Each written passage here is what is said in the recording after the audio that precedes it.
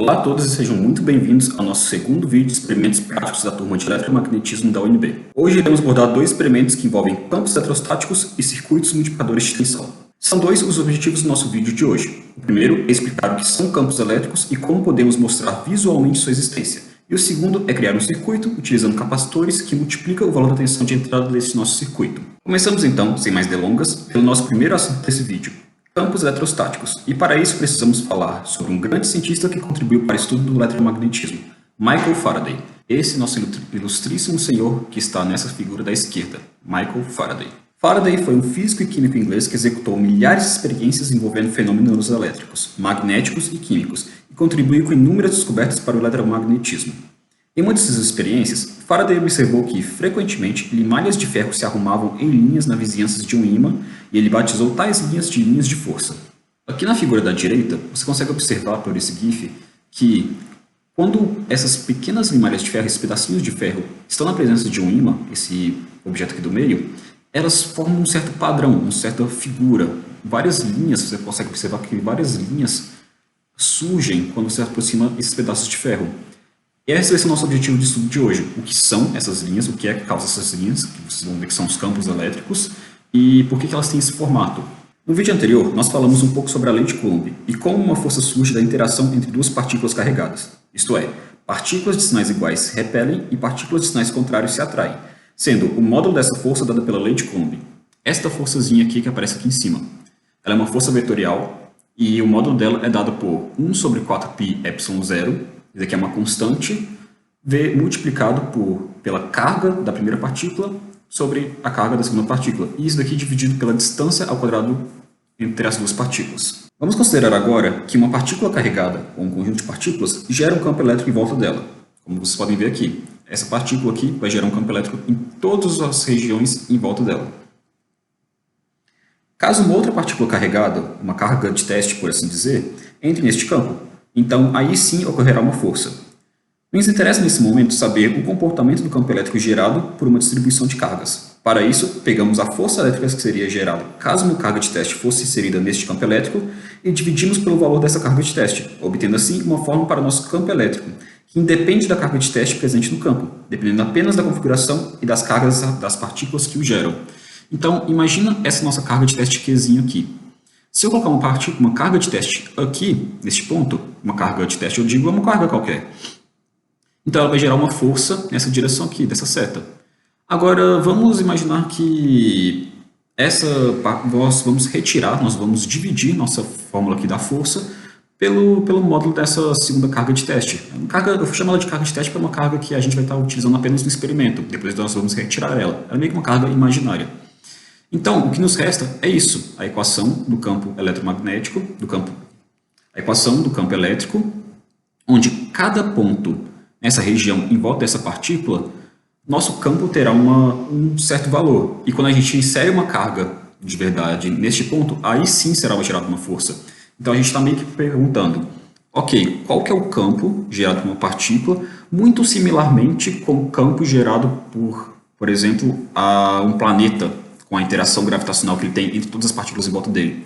Uma maneira intuitiva de visualizar o campo elétrico é desenhar linhas que saem das cargas que o geram, onde, em cada ponto dessas linhas, a reta tangente à linha no ponto considerado é paralela ao campo elétrico nesse mesmo ponto. Então, nós vamos pegar uma carga, ou um conjunto de cargas, como nas figuras B e C, nós vamos desenhar diversas linhas. Qual que é o critério para a gente desenhar essas linhas? Em cada ponto dessa linha, o campo elétrico tem que estar tangente. O campo elétrico neste ponto tem que estar tangente a essa linha que a gente desenhou. Então, se a gente pegar o ponto aqui, o campo elétrico tem que estar tangente. Se a gente pegar esse ponto aqui, o campo elétrico tem que estar tangente e assim por diante. Então, nosso campo elétrico vai ser meio que parecido com uma figura que vocês já devem ter visto do fluxo de escoamento de um fluido. Mas ele tem uma diferença bem grande, que esse nosso campo elétrico ele não representa o percurso de uma partícula. Ele representa apenas que, em todos os pontos dessas nossas linhas de campo elétrico, a reta tangente nesse ponto é o valor do nosso campo elétrico, é o vetor do nosso campo elétrico nesse ponto. E não que essas linhas representam uma trajetória. Tomem muito cuidado com essa diferença. A intensidade do campo elétrico é dada pela proximidade dessas linhas, isto é, nos locais onde várias linhas se encontram próximas umas das outras, o módulo do campo elétrico é alto, enquanto que nas regiões onde as linhas estão bem espaçadas, o módulo do campo elétrico nessas regiões é bem pequeno. Então, nessas regiões aqui, ó, por exemplo, bem próximo da nossa partícula, você pode ver que as linhas estão tudo próximas umas das outras. Então, o módulo do campo elétrico aqui é muito forte. Enquanto se você pegar nessa região aqui mais para fora da figura, tá vendo que uma linha está bem espaçada da outra, depois tem muito espaço. Como as linhas de força do campo elétrico estão bem distantes umas das outras, então o módulo do campo elétrico nessas regiões são bem mais baixos do que o módulo do campo elétrico nessas regiões aqui, por exemplo. Ou então, por exemplo, aqui, o módulo do campo elétrico é bem menor do que aqui, onde o módulo do campo elétrico, ou então aqui, onde o módulo do campo elétrico é bem alto. Quando o campo elétrico forte o suficiente é gerado perto de partículas de carga neutra, o campo pode induzir um dipolo em tais partículas, isto é, as cargas dentro dessa partícula vão se mover de modo a resultar dentro dela dois polos, um positivo e um negativo. Depois de gerado esses dipolos, as partículas se orientarão na direção do campo elétrico e podem até se mover conforme o campo elétrico gera forças pela interação com seus polos. Então, aqui no livro, foi dado o exemplo de uma semente. Por exemplo, uma semente de arroz, que ela é um pouquinho mais compridinha. Quando age um campo elétrico em cima dela, ela vai fazer com que as cargas dessas que estão dentro dessa semente se separem. Então, as cargas positivas vão ficar do lado aqui de cima, enquanto que as cargas negativas vão ficar aqui do lado de baixo. E quando o campo elétrico age sobre essa partícula, esse nosso arroz ele vai meio que ficar nessa direção aqui do campo elétrico. Ele vai meio que começar a se direcionar. Isso acontece com todos os nossos grãos de arroz que estão em cima desse campo elétrico. Todos eles começam a ficar na direção do nosso campo elétrico. Então a gente vai ver várias linhas se formando. É utilizando essa ideia que vamos mostrar o nosso primeiro experimento, onde um campo elétrico será gerado a partir de várias configurações de parafusos e placas metálicas carregadas. Além disso, partículas de sabão em pó flutuando em um óleo serão polarizadas e formarão linhas de campo elétrico. O experimento que será mostrado a seguir foi retirado de um vídeo no YouTube. Como sempre, todas as referências que foram utilizadas na confecção desse vídeo serão deixadas na descrição deste vídeo no próprio YouTube. Oi pessoal, tudo bem? Então, para fazer esse experimento das linhas de campo elétrico, nós vamos precisar da fonte de alta tensão, aquela feita com a fonte de computador, a fonte que fornece mais de 20.000 volts, né? De uma vasilha, que a gente vai chamar de cuba eletrolítica, pode ser de acrílico, de plástico ou de vidro, né? Conforme eu estou mostrando aqui, essa vasilha aqui, né? Os cabos nos terminais do Freiberg, polo positivo e negativo, vão precisar de algumas garras, a gente chama de jacaré, e aqui os eletrodos, que a gente vai colocar aqui inicialmente na primeira situação, como se fosse cargas elétricas. No caso aqui o terminal positivo, eu estou usando um parafuso com uma rosca na ponta, né? Essa parte esférica, conforme vocês podem observar aqui, vai simular como se fosse uma carga positiva. E o outro eletrodo, também um parafuso e uma rosca na ponta, vai simular como se fosse uma carga negativa. E vamos precisar também de óleo e sabão em pó. Como vocês podem ver aqui, ó, colocando o óleo. E agora colocando o sabão em pó. Colocando aqui o sabão em pó sobre o óleo, tá? Bem disperso. A gente vai observar aí o campo elétrico atuando sobre as partículas de sabão em pó e formando as linhas de campo. Então nós temos aqui já a formação das linhas de força, né, entre esses terminais.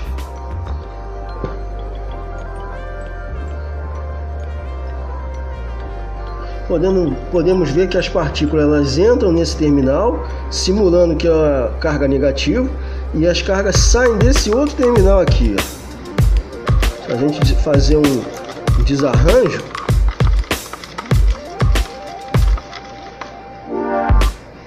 as cargas estão entrando, as partículas de sabão em pó, elas estão sob a influência do campo elétrico, entra nesse polo, né?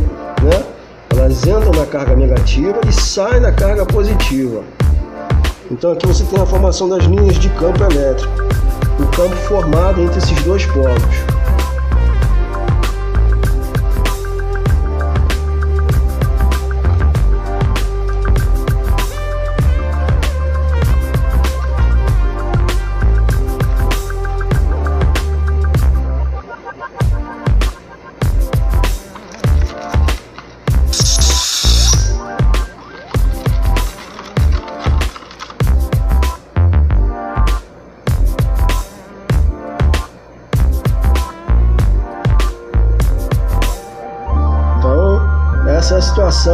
de dipolo elétrico, né? Carga positiva com carga negativa. Vemos aqui as partículas vindo em direção ao polo positivo e aqui entrando no polo negativo.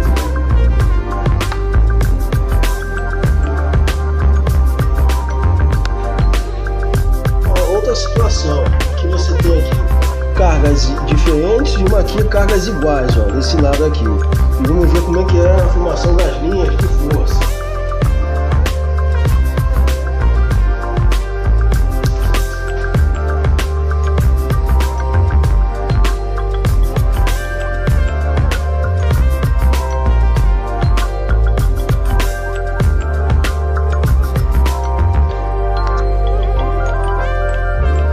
Formação das linhas de forças, em que eu tenho duas cargas diferentes e aqui duas cargas iguais, ó. Vemos que quando as cargas são iguais, ocorre a formação das linhas de força do positivo para o negativo. Essa também é positiva, do positivo para o negativo. Então as linhas saem desse terminal e vai de encontro à carga negativa. E entre essas duas, observamos que ocorre repulsão, né? As linhas de forças, elas se repelem.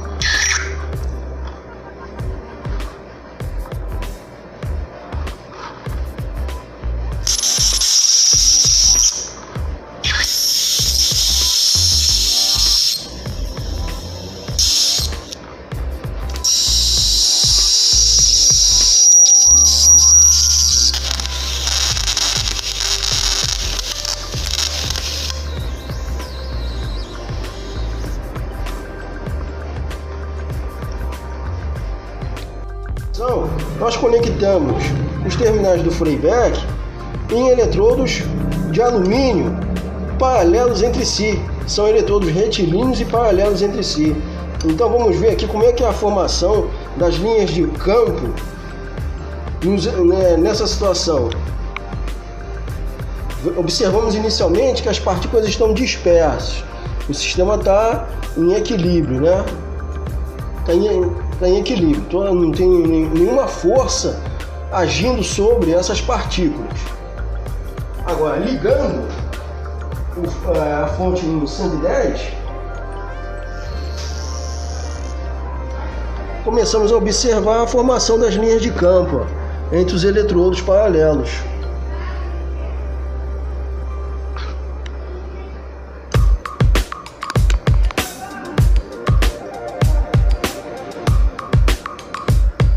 Vemos aqui, ó, a formação das linhas e as linhas saindo.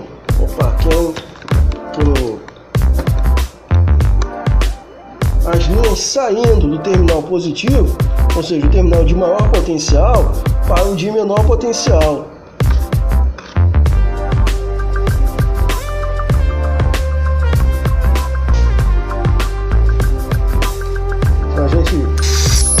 Aproximar aqui, o efeito é bem maior, a gente intensifica o campo elétrico. E aí nós vemos a formação das linhas, ó. Entre os eletrodos forma-se um campo elétrico uniforme. As linhas são paralelas entre si, as linhas de campo são paralelas entre si. Aqui na parte periférica nós observamos o efeito de borda, em que o campo não é tão uniforme assim, ó.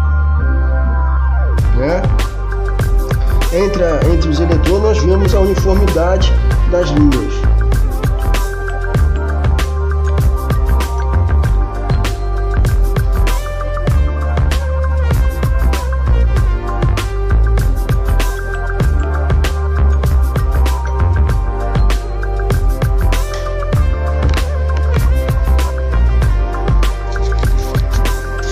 Nessa situação nós já vemos aqui, ó, os eletrodos circulares.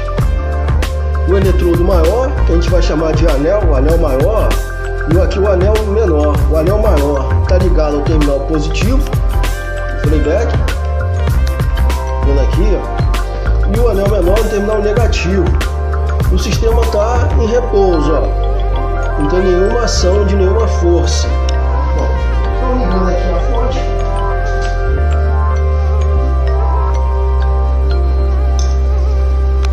Começa a observar aí, ó, as linhas de campo entre um anel e o outro, ó. Aqui, ó. Entre um anel e o outro nós observamos as linhas de campo, ó. Ou seja, existe campo elétrico entre os anéis e não ocorre nenhuma formação de linha no interior do anel menor e externamente ao anel maior. Significa que o campo elétrico é nulo, tanto no interior desse anel menor quanto externamente ao anel maior. Se a gente mudar aqui o anel menor de posição, ó, as novas linhas se formam entre um anel e outro.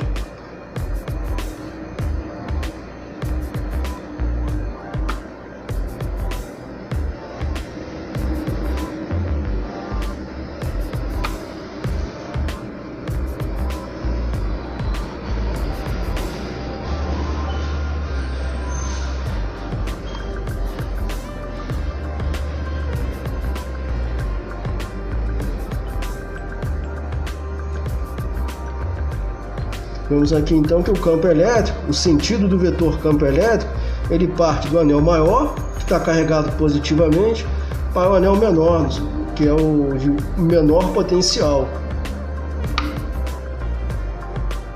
No interior aqui o campo elétrico é nulo. Basta a gente mudar, isso aí é o chamado efeito blindagem, né? O campo elétrico é nulo e o potencial elétrico ele é constante aqui dentro. E aqui externamente, entre os dois anéis, nós vemos a formação das linhas de campo elétrico. Concluímos então que um campo elétrico é formado nas proximidades de uma distribuição de cargas elétricas, que podem gerar uma força elétrica caso uma carga de teste ou uma partícula carregada seja colocada no interior deste campo elétrico.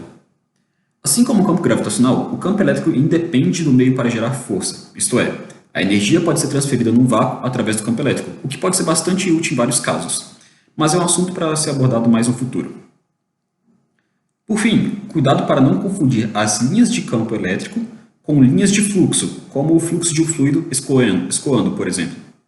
As linhas de campo elétrico servem para mostrar a direção e possivelmente a intensidade do campo em um certo ponto do espaço. Isso não significa que, se uma partícula carregada for colocada em cima de uma linha de campo, que essa partícula vai percorrer o caminho traçado por essa linha. As linhas de campo elétrico, apesar de serem semelhantes às linhas de fluxo, não representam a trajetória de uma partícula carregada. Passaremos agora para a segunda parte do nosso experimento, que é utilizar capacitores em um circuito para multiplicar o valor de tensão de entrada num circuito. Isto é, ao conectarmos uma pilha ou bateria com uma certa voltagem em um circuito, a voltagem de saída desse circuito será um múltiplo do valor de entrada. Mas primeiro, o que é um capacitor? Um capacitor é um sistema constituído por dois condutores separados por um isolante, ou o próprio vácuo. Existem vários tipos de capacitores no mercado, desde duas placas separadas até capacitores cilíndricos ou esféricos. Um capacitor é carregado quando cargas Q de sinais opostos são transferidas para cada um dos condutores, gerando um campo elétrico entre eles. A intensidade desse campo elétrico depende da geometria do capacitor, da distância entre os capacitores, do material isolante entre os condutores, etc. Como você pode ver aqui da primeira figura, nós temos uma placa condutora, um fio que vai carregar essa placa com uma carga Q positiva e embaixo, separados por uma distância D, nós temos uma outra placa, dessa vez carregada por uma carga negativa de Q, carregada por outro fio. Entre essas duas placas será gerado um campo elétrico. E a diferença de potencial entre essas duas placas é a diferença de potencial VAB. Aqui na figura da direita, vocês conseguem ver vários tipos de capacitores. Alguns capacitores cilíndricos de diversos tamanhos, outros capacitores que são mais planos e assim por diante. Podemos utilizar essas características dos capacitores, que modificam a intensidade do campo elétrico, para aplicar tais capacitores em diversas áreas, como, por exemplo, primeiro, armazenar e liberar energia. Diferentemente das pilhas e baterias, os capacitores armazenam menos energia, porém podem armazená-la e liberá-la mais rapidamente, o que é útil quando precisamos criar um pico de energia muito alto em um curto espaço-tempo, como no reator Z da figura à esquerda. Nós armazenamos essas energias nos capacitores e depois a gente libera elas todas de uma vez. Ou precisamos evitar que um pico de energia seja gerado em algum componente, transferindo a energia em excesso para um capacitor, como uma espécie de suspensão de carro que regula o impacto da roda com o chão. Segundo, uma outra utilização do capacitor é identificar o meio isolante entre os condutores, pois dependendo do meio, a capacitância do capacitor se altera. Isto é, o que é a capacitância? Capacitância é o valor que mede quantas cargas Q podem ser armazenadas para cada unidade de voltagem do capacitor. A capacitância varia de acordo com o material entre as placas condutoras. Podemos então, por exemplo, saber se uma caixa d'água está vazia ou cheia, ou se uma caixa de leite numa linha de produção tem a quantidade correta de leite dentro dela, sem termos que abrir tais caixas, uma solução bem pouco intrusiva. Uma outra utilização do capacitor seria para identificar a pressão entre as placas do capacitor. Quando forçamos uma placa do capacitor a se aproximar da outra, diminuindo assim a distância entre elas, alteramos o valor do campo elétrico entre as placas. Podemos então utilizar um capacitor para medir a pressão imprimida sobre uma das placas. Por exemplo, quando uma pessoa fala próximo a um microfone, a onda sonora que faz com que uma das placas do capacitor dentro do microfone se mova para frente ou para trás, alterando o valor da capacitância, permitindo que a onda sonora seja convertida em fluxo de carga, como é mostrado na figura aqui da direita. Outro exemplo de semelhante seria das telas touchscreen dos smartphones e tablets.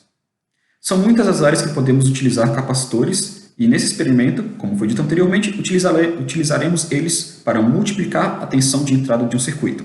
Um modelo bem simples do nosso circuito é mostrado nessa figura, onde apenas 2 capacitores serão utilizados. Porém, os modelos utilizados na vida real, assim como aqueles simulados no Tinkercad, utilizam um grande número de capacitores e diodos. Os componentes utilizados no nosso circuito, assim como a montagem do mesmo, feito no Tinkercad, serão mostrados nos vídeos a seguir, feitos pelos membros do nosso grupo. Bom, eu vou falar um pouco sobre os componentes que foram usados no Tinkercad para a simulação do circuito. O primeiro deles é o diodo. O diodo basicamente tem a função de transmitir a carga elétrica em um sentido só. Ele pode ter uma comparação simples, uma analogia simples com uma válvula hidráulica, onde a água só passa de um lado, do outro lado ela é travada. Essa é a principal função do diodo. O outro componente é um capacitor. O capacitor tem como principal função armazenar a carga elétrica. Ele é composto por materiais metálicos e no meio desses materiais metálicos tem materiais dielétricos, como cerâmica, entre outros. A fonte de corrente é basicamente para manter a corrente constante dentro do circuito. E também vamos falar um pouco sobre tensão. Uma definição simples para tensão é dizer que é a grandeza física que mede a diferença de potencial elétrico entre 2 pontos. Bom, esse é o circuito do Tinkercad que foi montado pelo nosso grupo. E nesse circuito, o objetivo dele é pegar uma entrada de 5 volts da fonte e, através de capacitores e diodos que estão montados aqui na protoboard, é esperado ter uma saída superior a 50 volts. E para isso que foram posicionados todos os capacitores que estão aqui e os diodos. Para isso eu vou iniciar a simulação e será necessário um tempo de espera até que tudo fique pronto, até que os valores estejam corretos. Iniciando a simulação, eu vou dar uma pequena pausa aqui no vídeo e eu vou voltar quando os valores estiverem corretos. Bom, voltando aqui, como é possível ver que na hora do simulador, o que foi feito aqui foi apenas esperar. E aqui é possível ver uma entrada de 5 volts aproximadamente, porque esse aqui está medindo a energia que a protoboard está recebendo aqui da fonte, que está para lá. E aqui está o negativo, ligado aqui, no mesmo negativo que está esse multímetro aqui. E o positivo, ele vai conectado na parte que está aqui no último diodo. E com isso, é possível visualizar que o circuito do Tinkercad foi feito com sucesso, que está tendo uma entrada de aproximadamente 5 volts e está saindo mais de 50 ali após a corrente passar pelo circuito inteiro de capacitores e diodos. Para concluirmos, então, o nosso segundo experimento e, consequentemente, o nosso vídeo de hoje, é necessário mais uma vez ressaltar a grande variedade de aplicações de capacitor, dando certo destaque, é claro, à aplicação aqui abordada, que foi a multiplicação de tensão. Não podemos deixar de falar também sobre as diversas ferramentas que podem ser utilizadas para o aprendizado nesse tempo tão conturbado de pandemia. Os vídeos no YouTube, livros, aplicativos e programas que simulam o que nós faríamos no laboratório, caso estivéssemos presencialmente na universidade, ajudam muito no aprendizado da matéria, além de nos forçar a aprender a utilizar diversas ferramentas, que com certeza nos será útil em algum momento de nossa vida, quem sabe até mesmo fora do âmbito acadêmico e profissional. Aprender a nos adaptar às diversidades é uma qualidade notável e espero que, assim como nós aprendemos muito na confecção desse vídeo, que você que está assistindo também possa ter aprendido algo conosco. Muito obrigado por ter assistido até o fim, muito obrigado mesmo e até a próxima.